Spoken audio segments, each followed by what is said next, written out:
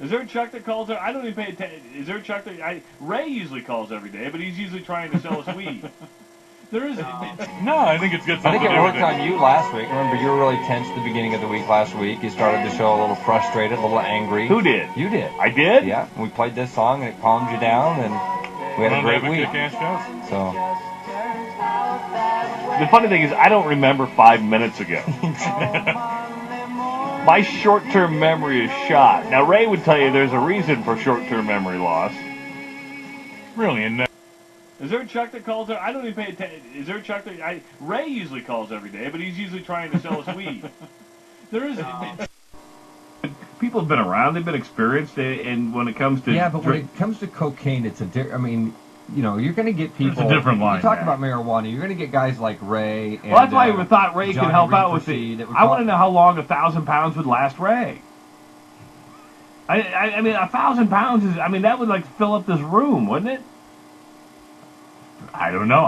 I'm trying to think of how big a pound of marijuana I remember is. last time I saw 1,000 pounds of weed, how big that was. Let me see if I can get a picture of that.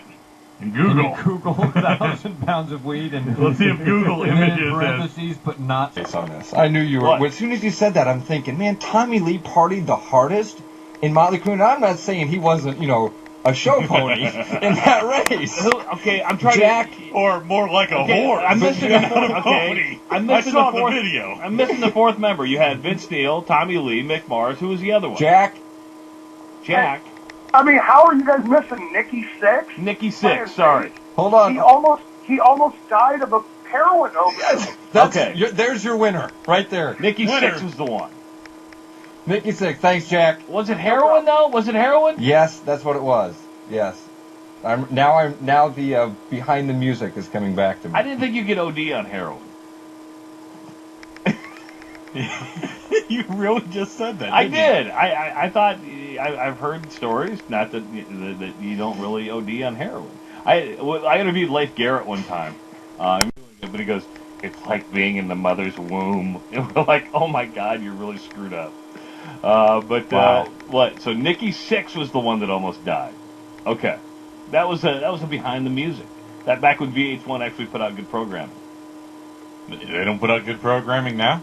I mean, I understand. You've changed. Yes. Mark's did get back. 420. You trying to be a rich man? Oh yeah, man. I'm taking up. Freaked out. Just received the package from the Little homeland. Whoa.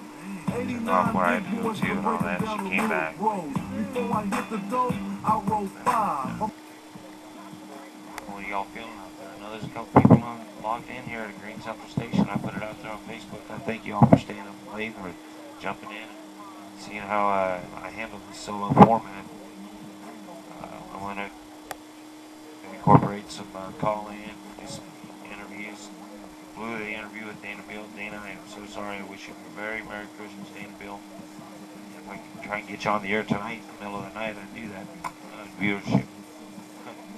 We all jumping on it because last time they all wanted to hear what Dana had to say. That's why I was talking on the phone with Dana. And he just had so much to say, and I wanted people to hear what he had to say about his remarkable journey in activism. He's a freedom fighter. I'm just honored to know the man and help represent the marijuana march here in Des Moines, Iowa on May 5th this year. So I invite you all there. And also, as I was saying, the Normal Iowa page, my Facebook page, that will expire on 31st of this month, December 31st, 2011. There will be no Normal Iowa page moderated or managed by me.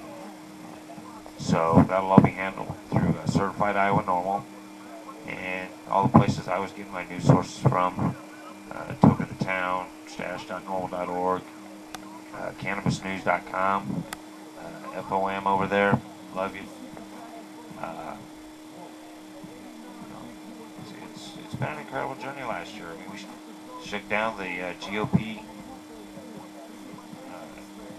Club Bottler, made a fool out of him. Because he's trying to make a fool out of us. appreciate that. We did not appreciate that. Thank you, St.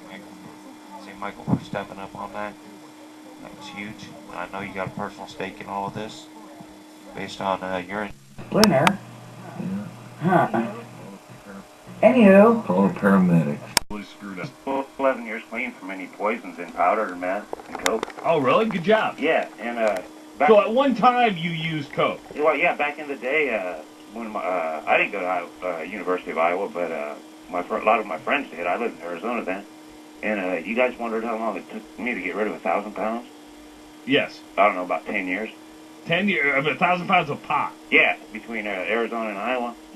Okay. How many trips? Is that about 30 or 40? Were you transporting it? No, not myself personally. At the beginning it was. Okay, what's Back in the the late street 80s. value of 1,000 pounds? What's that? What's the street value of 1,000 pounds? Well, it's a lot cheaper to buy 1,000 than it is to buy one. Let me tell you that. Well, Yeah, if you buy it in bulk, you get the discount. Okay, the street value is if you divide it up into like a dime bag of each. Oh wow.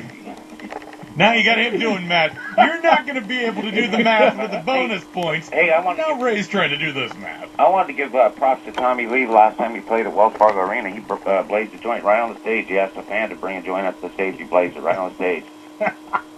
And, yeah, I've been with the crew since Iowa Jam, since nobody heard of them back in the 80s. I was there when they came out and shouted the devil. All right, that would have been what, 83? Yeah, 83, 84. Yeah. All right. Yeah, I just want to clear some air, and you can die from heroin. It's a bad drug, and meth is death, pot is not. Coke is joke, smart people toke. Crack is whack, so is smack. Good day. All right, Ray. See you later. How long till like the uppity ups and Clear Channel say we can't have Ray on the radio anymore? All right. About 7:30. Yeah, I'm like, it may not even be that long. Somebody's listening on iHeartRadio somewhere. Is that the hotline ringing? Didn't say anything He wrong. did. No, Ray's a fun participant. Frank, Right. Ron Paul co-sponsored a bill with Barney to legalize marijuana.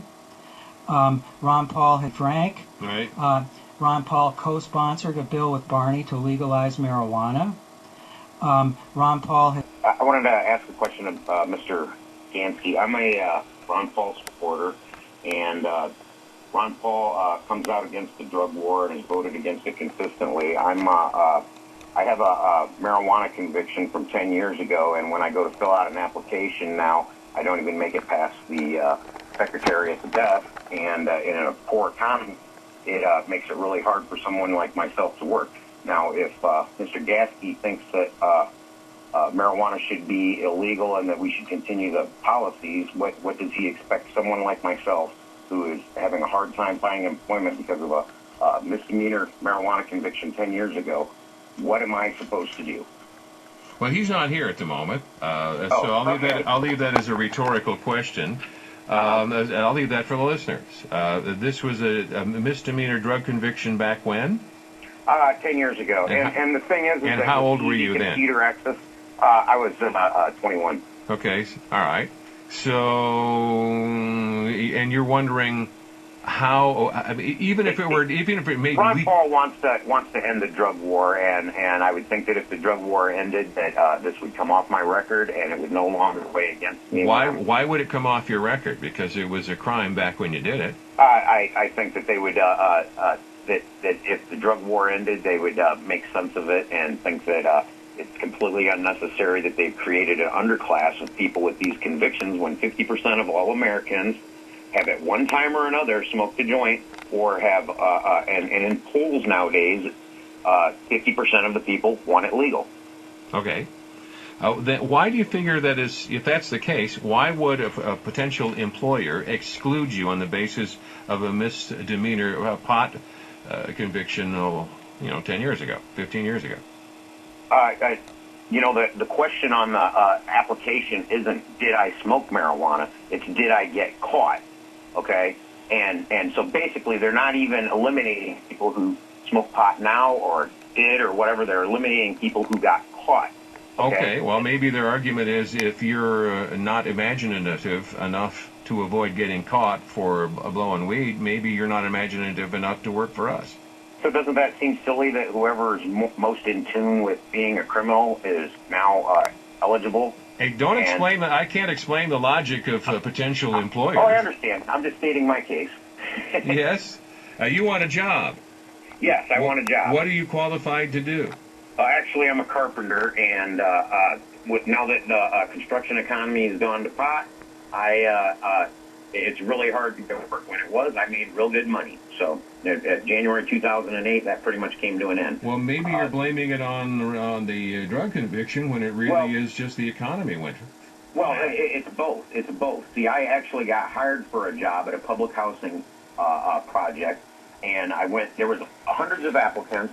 I passed the test, passed the interview. They never asked the question. And 4 hours after they hired me, they called up and said, "Well, you have this misdemeanor, and we cannot hire anybody ever, to be maintenance at this public housing project who has had a marijuana conviction." Okay, so I know that it has definitely affected it. Okay. Okay, then maybe that's because it takes federal money and it's government money. It's a subsidized exactly, unit. and Ron Paul wants to end that, and I support him for many reasons, but that is a very personal and dear thing to me, is that it affects my life, and I think that what they've done is created a permanent underclass. I'm a pothead for life, whether I ever smoke it again or haven't smoked it in 5 years, because I have that on my record. And that, when the economy is good, people kind of look the other way when it comes in the construction industry to having a marijuana conviction. But when the economy is bad and the only choices are some corporate type construction companies, no, they screen you because they have 100 applicants and you don't even get in there, and it doesn't matter how good you are or whatever, because they have 100 applicants and you have a drug conviction. Got it. Hey, thank you very much, Chris. I appreciate it. Okay. Sir. You're on the record. record. All right, thanks. All right, that's an interesting subplot here. Do you think that is fair for to 15-year-old young youthful indiscretion that we should be holding him accountable for that now? And if we decriminalized it or made it illegal, would that help the economy? Not so much in the taxing of the actual substance I'm talking about would it release people from that previous history that was a matter of discrimination in employment now. This is Carol. Good morning. 284-5966. Ray, good morning. You're on 1460 KXNO. Hey, good morning. What's up? Hey, nothing. Regarding this Marcus Coker, do you think it's the chronic? Do you think so? I don't. Well, you know what? Your next guest coming on, he seems to think it was okay to use marijuana in college, but now he's running for president, and now he wants to lock people up for marijuana. Oh, jeez. Let it go. Sanitarium, leave me be. All right. Ray, thanks for the call. Yeah, I mean, that's one thing you got to throw out there, is that if you're not going to come out... There's lots of different rumors. Well, but you don't... For the name of the song, and then Andrew's going to try and get it to air, and I'm going to put a clock on him. I may not give him longer than 15 seconds. So we're going to go through in the order in which these were received. All it says on my screen is your name and the word song. So Andrew is ready and waiting to go. Here we go. First up is Ray. Merry Christmas, Ray. Yeah, happy Festivus. I'm all about Adam Sandler and Jonica. You can drink your gin and tonica, but I like my marijuana. Okay, Ray, thank you very much. Merry Christmas to you. Let's go to the next.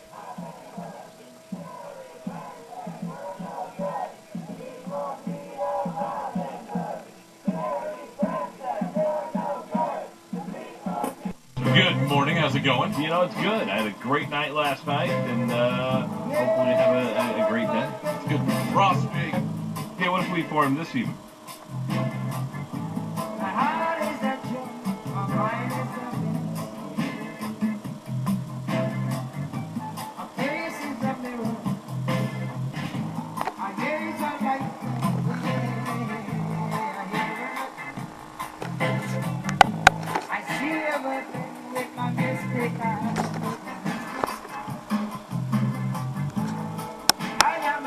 Who this is. Yeah, like trying to devour it as fast as you can, looking over your shoulder the whole time.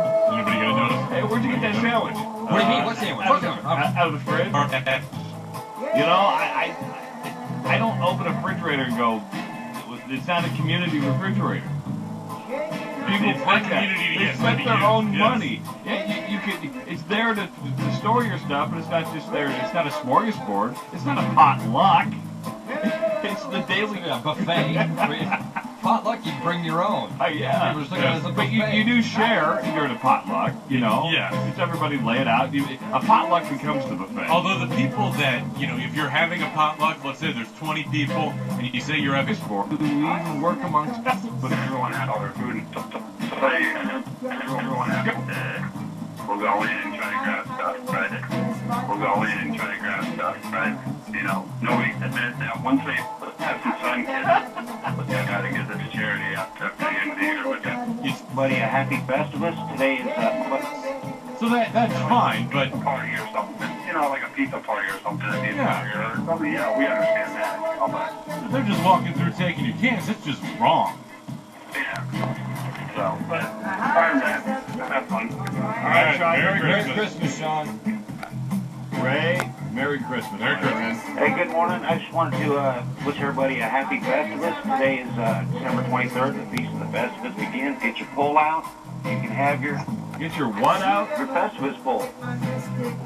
And, Is the poll for airing grievances? Air your grievances out, have a feast, and bring, I heard you mention potluck. You know, I'm Humboldt County High, and marijuana Christmas. So the potluck means something different to you, doesn't it, Ray? Potluck's a rap group from California. They bring it. Have marijuana Christmas. So, Alright. he hung up. He did. That wasn't even me on the click trigger I was there. gonna say, what's he getting for Christmas? You know what he's getting for Christmas. Well, I didn't know if he was gonna get a pipe, they're gonna get a bong, they're gonna get a That would have been zigzag. great, though. This is not where that would have gone. Ray, what are you getting for Christmas? What am I getting for Christmas? Stoned. You know, we like Ray. We do like Ray. Is Ray a regular on any other radio You know, show? he called the other day to Michael's show when we were going to talk to, Santorum? No, it wasn't Santorum. Because he's been all over Santorum on the He'll call on back Twitter. to remind me here. Yeah, I'm Yeah. sure he's, yeah, he called the other day, though. Did you let him on? I'm not sure. I don't remember if he got on or not. And this happens occasionally with your show also, where I'm talking to listeners rather, you know what I mean? I'm not able to hear actually what goes on. So sometimes I have to ask Fish, hey, did so-and-so get on to say such and such because he wanted to say that? Sometimes it's yes, sometimes it's no, and sometimes it's I don't know. I don't know. I wasn't paying attention. Well, I just didn't know if Ray was like a radio whore to where he just... No. Well, I think he's tried, but, you know, some producers are a little more stringent. They're not as open to the pot smoker as we are? Exactly. See, we take his advice and we have fun with it. Because, you know, Ray, we had to cut him off right when the show first started, but he kind of figured us out. We figured him out. It's been a good relationship ever since, I think. Yeah, we I worked think he good. contributes every time he calls. All I ask is that you contribute. It doesn't even have to be about sports. Just contribute something that provides us now. Do something, entertain us. Yes.